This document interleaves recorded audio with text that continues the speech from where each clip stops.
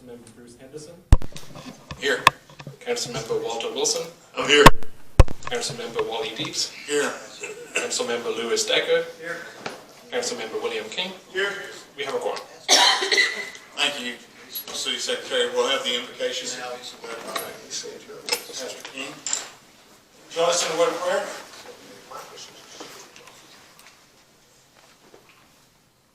Gracious Father, how excellent is thy name in all the earth. It's in you we live, move, and have our being. Trust and dependencies upon thee to navigate us, to sustain us, to guide us, to help us to be what you've called, commanded, and commissioned us to be as a people, as a nation, as a state, and as a city. We ask you to guide us upon our council meeting tonight. Grant us wisdom, grant us the strength and the courage to do that which is best for this city and for the citizens who live therein.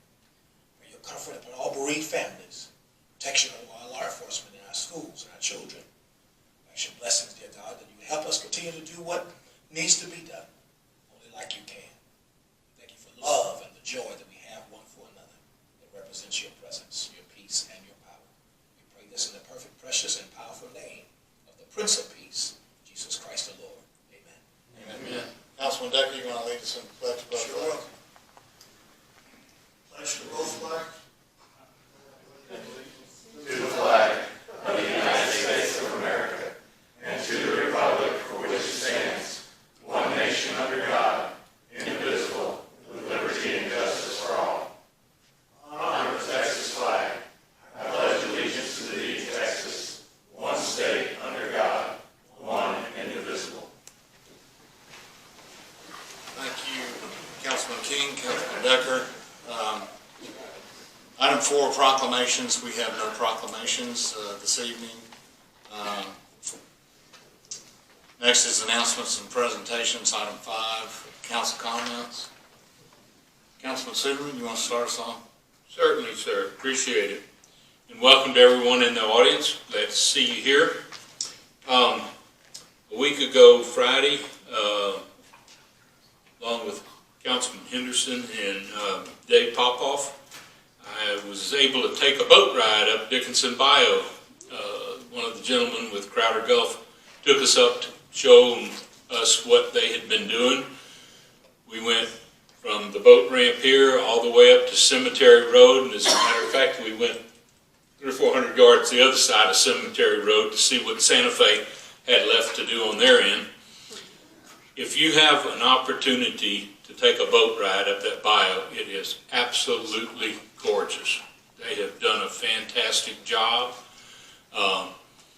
You'll see it. There's a lot of tree stumps that are left where they have cut the trees down.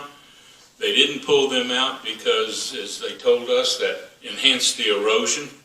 So they leave the stumps stable.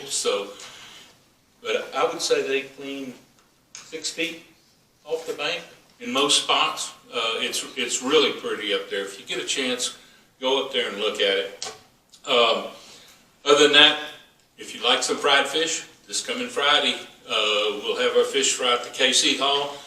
And then the next 6 Fridays in a row after that will be Lenten fish fries.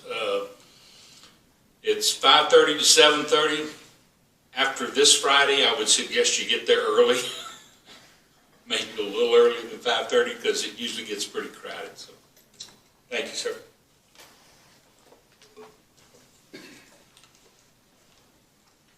Councilman Henderson. Well, thank you, Councilman Dietz. Thank you all very much for coming tonight. I was really looking forward to talking about how beautiful the bayou looks. It really does look good. I was arguing with me. Now, the ride with Pretty nasty set. yeah, really, it's great timing. But no, we went up the bayou and it was beautiful, as Councilman Suderman said. It's kind of shocking if you really want to get a vision of the quintessential before and after event. The west side of Cemetery, which is Santa Fe, is not trimmed back, and you can see basically everything you would be looking at is what most of Dickinson Bayou looked like up until that point. And it's really impressive. It's on the edge of looking manicured. It's beautiful. Other than that, I don't have a whole lot else to say. Thank you all very much for coming tonight. It's good to see you. Thank you. Councilman Wilson? Yes, first off, I'd like to welcome everybody here tonight. I didn't make the trip up to Bio because I didn't go up there to see what it looked like before the work was done, so I really wouldn't have had any idea whether it was improved or not. I'm sure it is. I do know the Crowder Gulf is finished. They've left for Florida, so if anybody thinks there's going to be more work done on that from that crew, they're gone.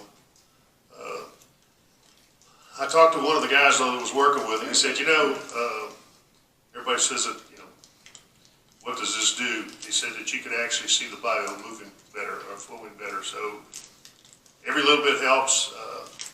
I've had, I don't know how many people ask me what exactly is that going to do.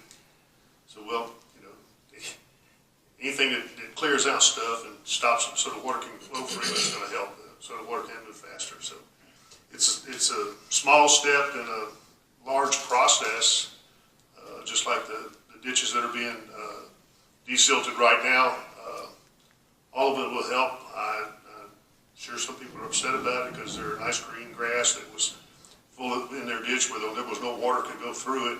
They probably like that idea of it, but it really wasn't helping drainage. You can go to these areas now and actually see that it really did need to be done, because I did go to those areas before it was done, so I can testify to that. Has had an impact. It's probably going to continue to have a big impact. Anyway, that's all I have. Thank you. I just have a couple of things. First, I'd like to welcome everyone also. I'd like to remind everybody that on March 30th, which is Saturday, we'll have the annual trash bash for River Lakes, Bays, and Bayous. The meetup place will be at the boat dock on the bayou here at Highway 3 at 8 a.m. So we're looking forward to as many volunteers as we can get out to help with the community-wide cleanup. Also, we have this Thursday, March 7th, the Community in Schools of Bay Area is putting on a program at the Knights of Columbus Hall, and I believe that's a free dinner, isn't it? Yes. Free fish fry. Fish fry. So mark your calendars and go by for some free fish. So that's from 5:30 to 7, March 7th. And I think our contractor's complete in BioCrest, moving over to the big ditch by Dollar General, and then Pabst and Kellner. I know there's a big meeting tomorrow where they're going to fine-tune the plan to move forward, but after that they'll be going to the east side. So that's all I had, Councilman Derrick. How y'all doing tonight? The straight route, I watched them do that drainage. It is a lot better. The bio, where you cross going to 517 to the Mount Olivet, that's clear. But we still have silt, a lot of silt in that bio. And I hope they do something about it. The other thing, trash men came today. The containers are left in the street, and that's bad. They need to put them about where they've got them, up off the street. Thank you.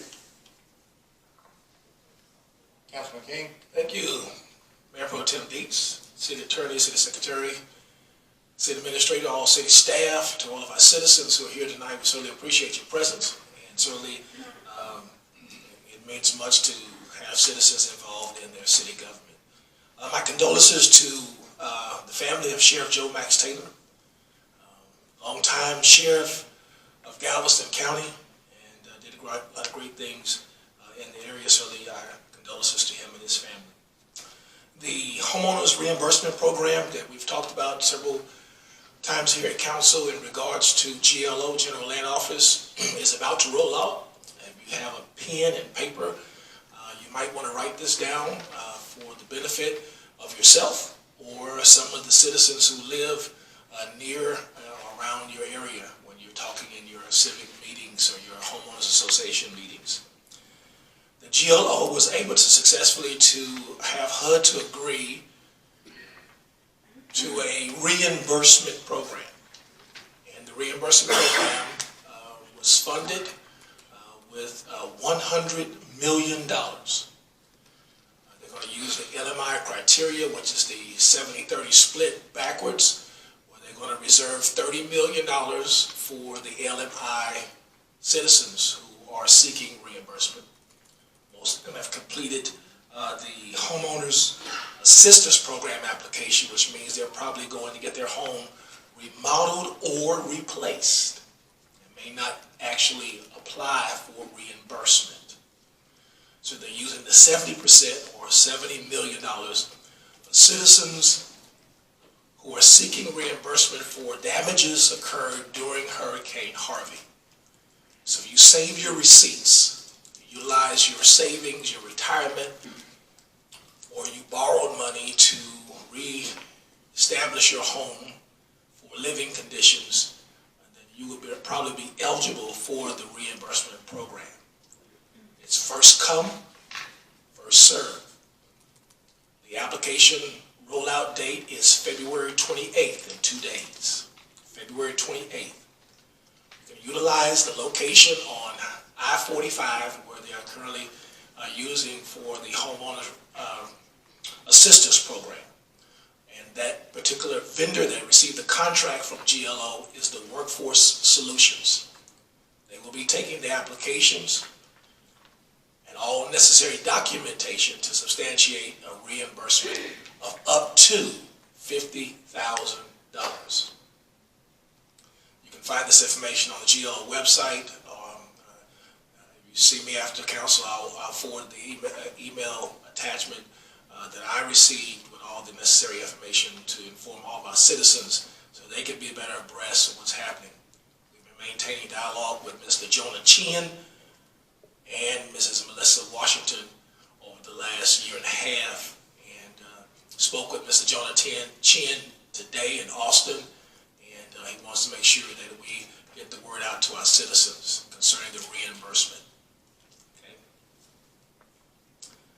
Second thing I'd like to say is the Councilman Dietz shared with you about the Dickinson Awareness Campaign is what CIS is attempting to do on March the 7th at 5:30 at the Casey Hall with the free fish fry, is to give an awareness campaign. CIS Day at the Capitol was last week. We were in Austin, meeting with State Senator Larry Taylor, House Representative Bonham, and Mays Middleton. We'll leave here tomorrow morning early, headed back to Austin to meet with mayors and of this great area, the Bay Area Houston Economic Partnership.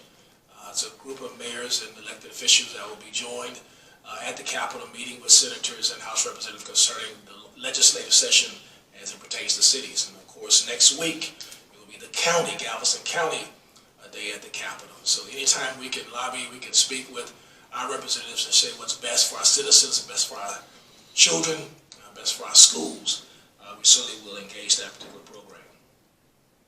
If you are a homeowner and you are still in need of assistance to get the homeowners assistance program, there's a couple more dates that are coming up. You might want to write this down if you know someone. That is February 25th, that is March the 1st at 7 p.m. at the Greater St. Matthew's Baptist Church in Hitchcock, and March the 2nd, 9 a.m. to 1 p.m. at the same location, 6333 Highway 6 in Hitchcock. They've had one here in Dickinson area, and that date is already coming on. So people still need to complete their applications. Now is the time to get those applications completed. Certainly, last but definitely not least, I want to say to Ms. Stephanie Russell, who have served the Dickinson extremely well.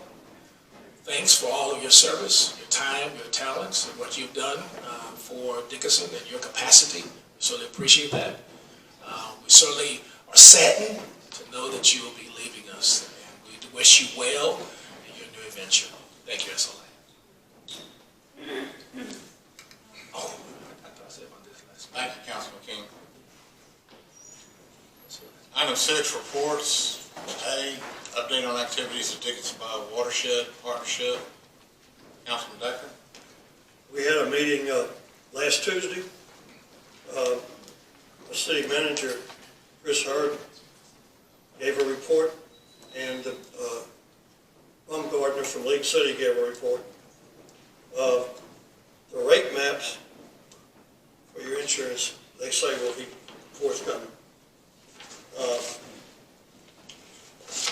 We voted on a resolution, basically for the watershed, for the assessment of contributing factors to and possible solutions for the flooding of the Dickinson watershed and surrounding areas. That passed. The members that are partners, League City, City of Friendswood, Harris County Flood Control, Galveston County, City of Dickinson, City of Webster. And of course, the cities from Alvin, Missouri, and Manville did not show up. Under the comments, I had 3. They need to consider gauging the water that flows into the Dickinson Bayou. 1/2 of the water from the Buc-ee's area comes into Dickinson or more. And we're also need to be concerned about future water from the League City development. That's 4,500 acres. They're going to do it in 1,500 acres at a time, and that's going to be west of 45. Next meeting is March 19th, 9 o'clock. Thank you. Thank you, Councilman Decker. Next is update on activities of Houston Galveston Area Council. Councilmember King. Thank you.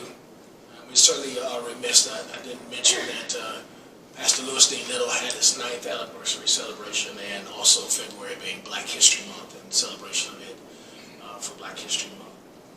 We did meet on February 19th, 10 a.m., 3555 Timmons Lane, 2nd floor, in the Houston Galveston Area Council meeting. The consent agenda was passed. The significant issue that we discussed was concerning the Hurricane Ike rental housing construction, the final property in the Bellshire Apartments in the amount of $600,000 came before us, and finally that is the last project that will be funded for the Hurricane Ike funding was passed. We also recognize County Commissioner Kenneth Clark as retiring from the board, and now County Judge Mark Henry is now serving in the same place where he was.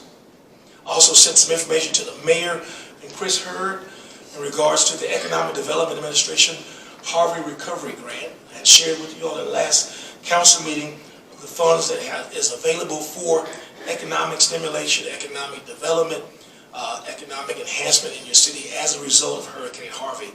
Certainly, I think of the $129 million that's available, $42 million which is used, we did pass a resolution for $19 additional million to be used in the Houston Community College effort, as well as the program for the Common Market for locally grown produce in the city of Houston, city of Anahuac and Chambers County for the reconstruction of their waste treatment plant, East Montgomery County Improvement District for the rehabilitation of warehousing space, and the Sears Jobs all received funding this past meeting in regards to economic development. I'm certainly the mayor, and I did reply indicating that we definitely can utilize some of those funds in our projects.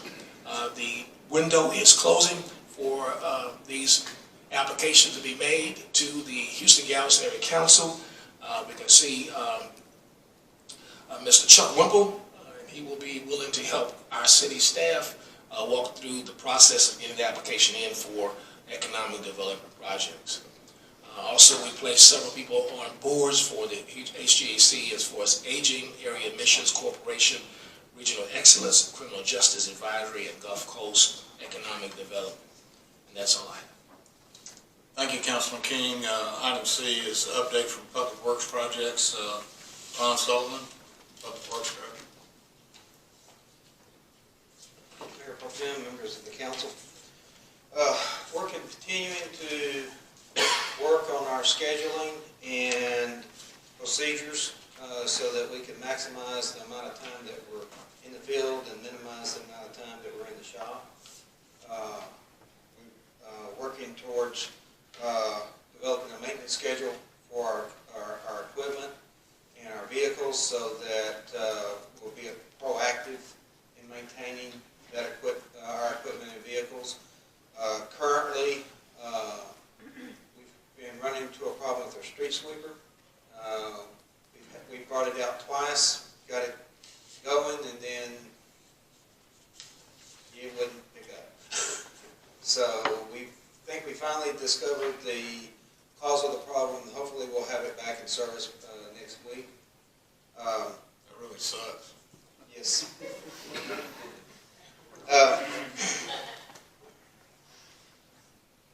As I said, we are continuing to work on the reporting system that I mentioned at the last council meeting. It will be, what I envision it to be is more in the tabular form, to give you some more meaningful information about what we have done in the previous month.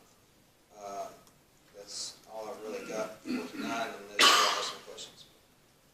Any question? We still chasing potholes? Yes, sir. It's the rain for me. Right now, I would give anything for about 3 or 4 days of dry weather. Wouldn't we all? We've got $80 million worth of projects going right now. We want some dry days too. Yes. Any word or progress on the manicuring of our 517, I-45 entrance here in Court? Believe that is a text dot. Have we made any communication with them in regards to? I have not. I've been out there, they voted on. Councilman King, I can speak to that. Ray Stutzman, the facilities manager, I think has kind of taken over the responsibilities there, and I know he has made contact with our contractor as well as TxDOT. So I can follow up with him in the morning and send something out to council. Okay, thank you, sir. Thank you, Ron. Next item is an update on flood insurance rate maps for the city of Dickinson. Director of Community Development, Zach. Mayor Pro Tem and fellow council members, obviously in the packet you saw that the city has received from FEMA the final determination letter for the flood insurance rate maps. So that is the new floodplain maps. Long time coming. We've kind of known it obviously since about 2012, the timetable now is that basically we have 6 months. So August 15th of this year, they will become effective, and obviously that'll start to affect people's insurance and things like that when it comes to having their flood insurance rates increased and things. So I just wanted to make council aware of that. We will start to do some on our end. Some outreach and things just to keep the public informed of kind of what those changes look like, and any efforts that we can to kind of keep them informed as we get closer to that August date. The other thing we'll be doing is at a staff level is we'll be looking at our floodplain ordinance, making sure that everything is correct in that for state law wise, and that needs to be in there. And then any changes that may need to be suggested, we'll probably bring to council if there is any. We'll be working on that to see if we need to make any adjustments that don't make sense anymore with some of the changes and things like that. So I'll open the floor to any questions. I guess the only question I have is the flood map is where? So currently it's on RiskMap's website. We'll put a link on our website on the homepage to it so people can go there. We also have a floodplain management and page on the community development side that kind of gives information about how to obtain flood insurance and just general things like that. We'll also put it there, link it, but we'll definitely get it on the homepage so that way easy access for everybody to get to. For those who have been following it, is it still Risk Map 6? Correct. Okay. Correct. Thank you. Yep. Any questions? Thanks, Zach. Next item is City Administrator's Report. Most of the things that are contained in my written report have kind of been discussed, and we talked about a little bit in the work session, but just to give you a perspective on the debris removal, it's about 8,500 cubic yards that was removed out of the Dickinson Bayou, so I thought that was a good thing. And I do want to also say that we are kind of working with I-45 now and putting some of this work up on the Facebook, and so we kind of showcased some of the desilting, and last night they put it up about 9 o'clock, and by this evening there was already 10,000 views, so it is kind of showcasing some of the work that we are doing and getting done, so I've been happy to report on those things through I-45 now. Any questions? Thanks, Chris. Any questions? Move on to the next item, presentation of quarterly investment report and financials for period ending December 31st, 2018. Stephanie Russell, CFO, Assistant City Administrator. Good evening. I'll keep it brief and just do a quick summary based on some of the highlights of it, starting with the investment reports. At the end of December, we had $16.3 million in cash and investments. Over $25,000 came in from interest. Again, part of that will be due back to FEMA due to the amount that we received as upfront money from Harvey. Are there any questions on the investment report? If not, I'll move on to the general fund summary. I got a question on the interest part. What's the principal used on that? In other words, where's these 25,000 derived, 250,000, is it 25,000 derived from? Yes, so we actually receive payments from the bank that make up that 25,000, and they tell us exactly which accounts they go towards, which you'll see on the table on the following pages, where it has each of our accounts, and then it tells you how much interest they accumulated, and that's money we actually received from the bank in interest for those accounts. I guess my question is though, how much money is that, and does it have to be returned? Yes, and so it actually isn't accounted for here on the investment report, but in the Harvey fund, it is accounted for in interest there. You'll see it captured in Fund 4. 5 million something. And that will be going back. Okay.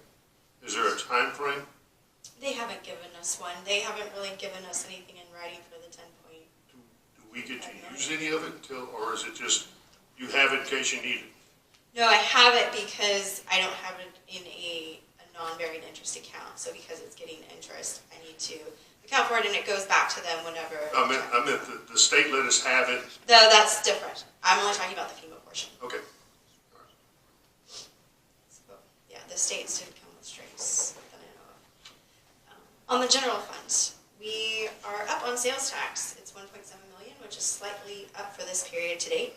Property tax is also in line with where we should be for this quarter of the year in the budget, which is a good thing, even though it is down from last year. We knew that, we budgeted it that way, but it's in line with the budget for where it's supposed to be based on that. Franchise fees are slightly up from this quarter last year. Court fees, however, are slightly down. And then total revenue less expenditures is a little over $1 million. Just to touch on some of the other funds, the municipal drainage fund, the expenditure you see there is actually Hewitt Zoller's, the work that they're doing on all of our drainage. So that's the only outstanding thing that's still coming out of the drainage fund.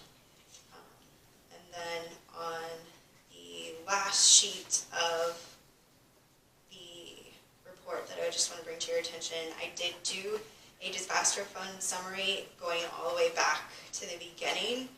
So it's presented differently than all the other pages just because I thought it was important for council to see as of to date, year to date of everything.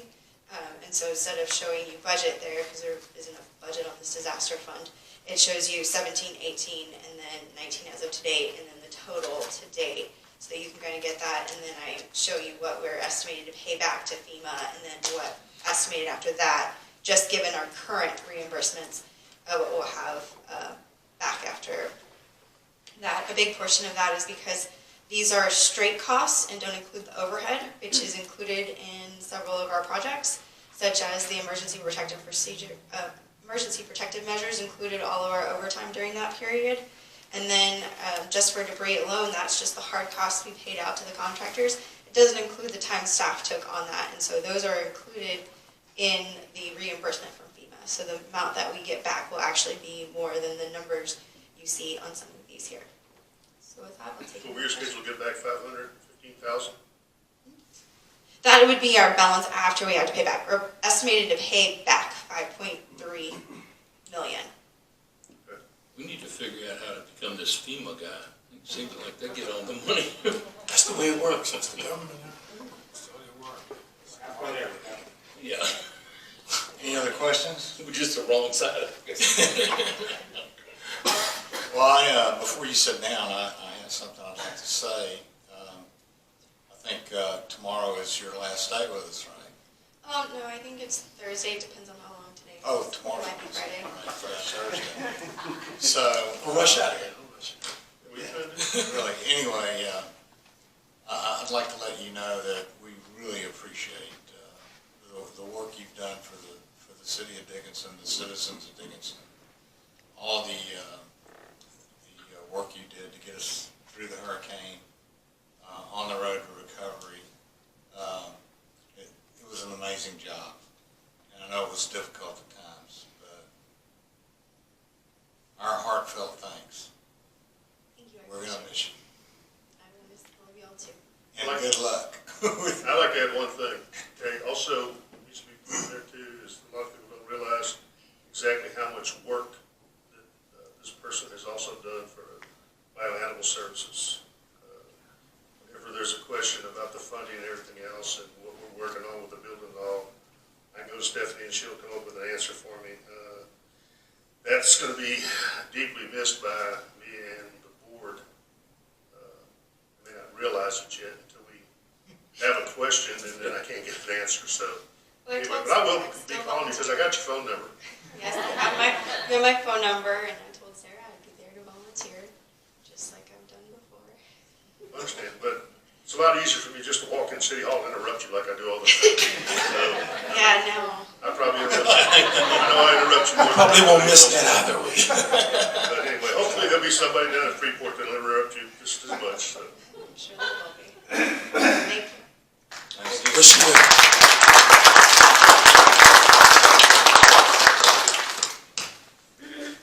Okay, where were we? Yeah, we're on item 7, public comments. At this time, any person with city-related business may speak to the council. Compliance with the Texas Open Meetings Act.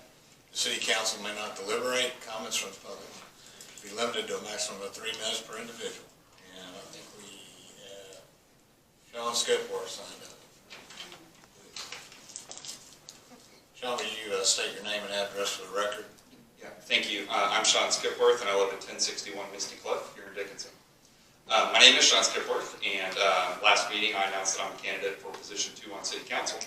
I have had the pleasure of speaking to lots of people here in Dickinson who feel very, very passionate about our town.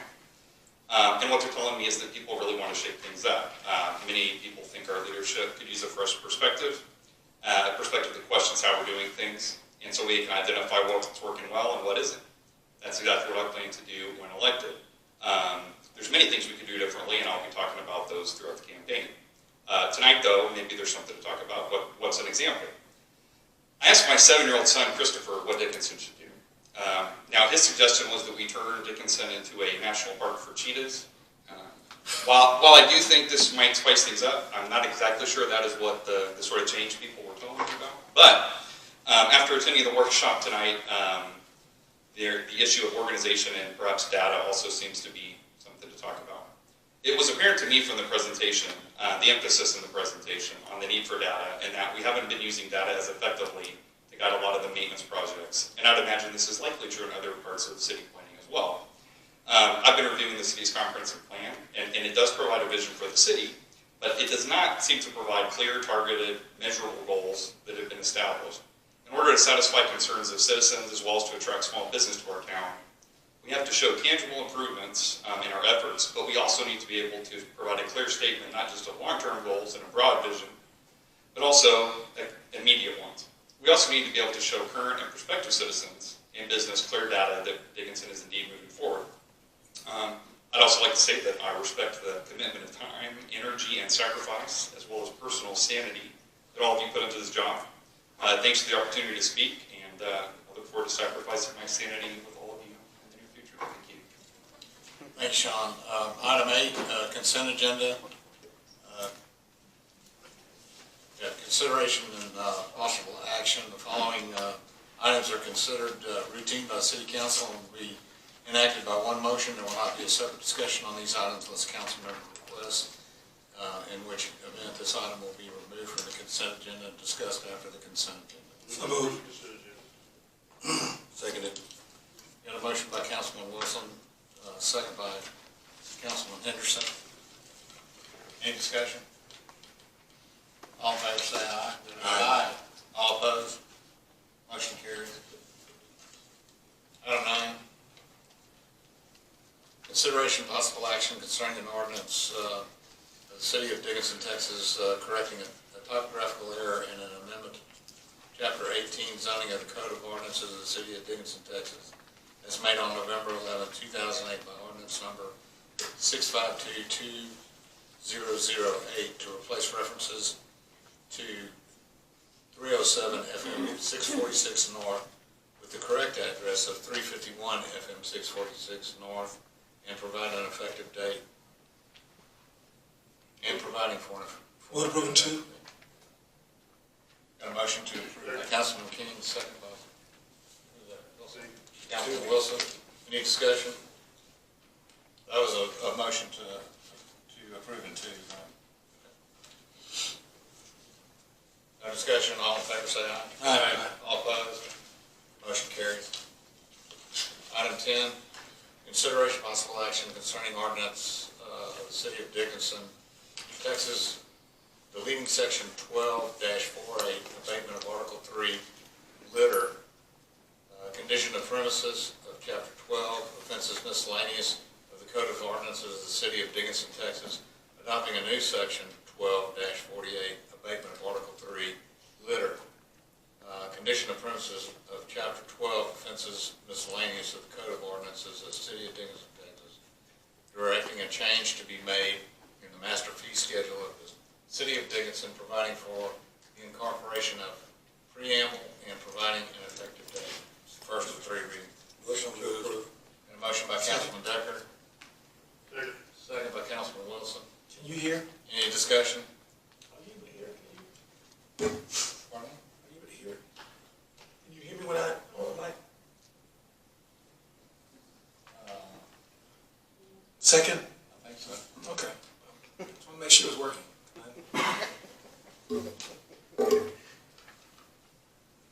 Okay, any discussion? There being none, all in favor signify by saying aye. Aye. All opposed? Motion carries. Let's see, item 11 is the executive session. Unless there's an objection, I'd like to pull personnel matter, item B from the executive session. Mayor Pro Tem, we don't have anything under item A either. You don't have anything? No, sir. Okay.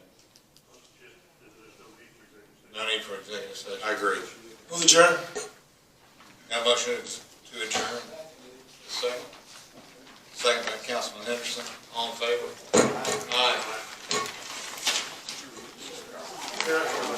Meeting's adjourned at 7:49.